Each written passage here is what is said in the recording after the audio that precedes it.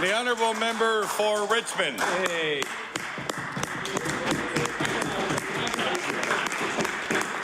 Mr. Speaker, in the first 3 full months of this year, there have been 10 reports of shootings by the Halifax Regional Municipal Police.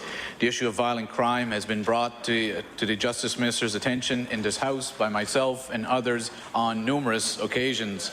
But as of yet, the Minister has failed to take any proactive measures in developing a violent crime prevention strategy for both HRM and the province of Nova Scotia. Now, my question to the Minister is, why does the Minister refuse to address violent crime in the province of Nova Scotia? The Honourable Minister of Justice. Mr. Speaker, I want to thank the member for the question, and it gives me an opportunity to outline that as Minister of Justice, I take all matters that deal with violence seriously, and that over the last year, and I reported in the last time this House sat, is that I've been meeting with colleagues throughout the justice system. In fact, I've recently met with the police, both the RCMP and the Halifax Regional Police, and I compliment them on the strategic steps that they're taking to do enforcement when violent incidents are occurring. And I want to point out to Nova Scotians that they are doing a phenomenal job when a violent situation occurs. I'm going to stop my answer at this point, and I will add more when he gets his next question to outline some other key points that need to be outlined. The honourable member for Richmond on his first supplementary. Well, Mr. Speaker, we don't have much to say. I guess it's best to pace yourself to try to stretch it out a bit more. Mr. Speaker, ironically, this is a government which is very fond of strategies, as we heard of 5 new ones in the throne speech ×4. Mr. Speaker, we have seen from this minister quite clearly is that he's only interested in reacting to events. Mr. Speaker, gun crime is a very serious issue and is one that only seems to be getting worse as the months and years continue.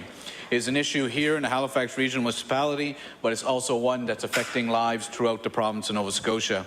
Mr. Speaker, Nova Scotians need to know that the Minister of Justice is taking measures to ensure that gun crime is addressed once and for all.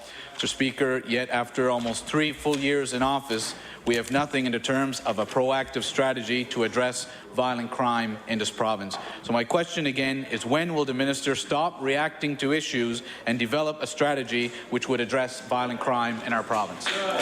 The Honourable Minister of Justice. Thank you, Mr. Speaker. So I will take some time to speak a little longer, since the honourable member has put an invitation out to me to go beyond just a brief answer and give a more in-depth answer, and I'm very happy to do that, Mr. Speaker. I want to outline that some of the steps that we've taken in direct regards to domestic violence. And recently, I just spoke and gave an overall presentation on the strategic plan that I, as Minister, and the Department of Justice are giving. We gave that at a forum. I guess I should have put an invitation out to the member, my colleague there.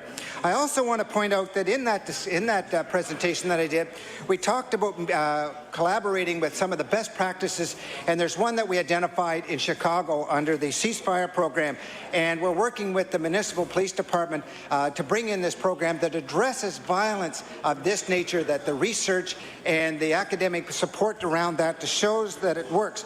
We're looking in that, sir. We're also expanding the restorative justice initiative within the province, and we are a world leader in this area. We're partnering with Dalhousie University, and I will save more to tell about all the good things that we're doing in the next part to a supplementary question. And I thank the member for his question. The honourable member for Richmond on his final supplementary. You know, Mr. Speaker, it's ironic because it took 3 full years to have the minister stand in this House and talk about the Chicago experience that they're now going to try to implement. Nova Scotians are asking what took so long and why isn't this addressed 3 years ago?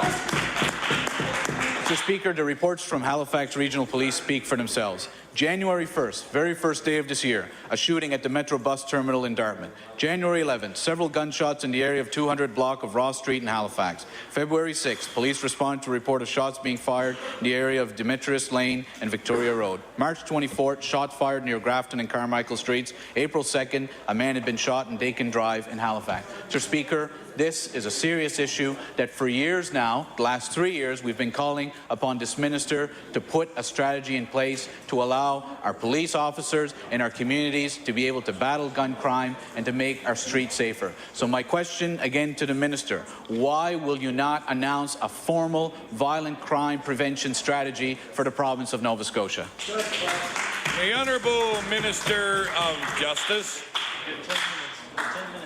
Thank you, Mr. Speaker, and I thank the member for the question. There's just so much in there that I could talk about and saying the great things that the Justice Department are doing, that the municipal police departments are doing, that the RCMP is doing, taking 3 full years. It's a matter of looking at some very complex problems and working. The issue of violence in our society is not something that occurs overnight or that has occurred overnight. It is not something that's exclusive to this community and this community alone. I am very confident in the quality of professional services by our police departments to deliver services. And one area that I spoke about is the Chicago ceasefire program. Those types of programs take time, and I hope that he would trust and respect the judgment by our police leaders and our justice colleagues that they're making some sound decisions there. Also, on the restorative justice and expanding that program and working, for example, with Dalhousie University on a pilot project where we can start to look at reducing the impact on our police officers in the community to deal with crime so that they're freer to work on some of these other issues. But the main part of dealing with violence in society is dealing with the underlying causes, and we're working on that. I want to say I can hear from my colleagues about giving a speech. The member, my colleague across there, asked me to give more detail. They can't have it both ways. It seems to be typical.